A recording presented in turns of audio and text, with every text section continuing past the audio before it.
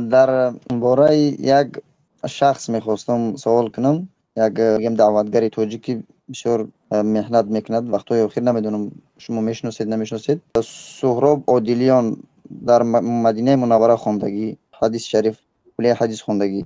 همین رو درباره عقیدهش میخواستم. مقصد شما معلومات دارید ندارید؟ چه خیل دعوتگر است شیخ سهراب عادلیان، الله متعال حفظشان بکنه. بله، من ایشان را میشناسم و ایشان از دعوتگران موفق هستند و در واقع میتوانیم صراحت بگیم که ایشان غنیمتی از غنایم مسلمانان و خاصتا مسلمانان و ملت بزرگوار تاجیکستان هستند. استاد سهراب عادلیان، شیخ سهراب عادلیان، ایشان از علما و دعوتگران درست هستند. الله متعال ایشان را حفظ کنه، نه تنها برای ملت تاجیکستان بلکه برای ملت مسلمان به صورت کلی. ایشان غنیمت هستند.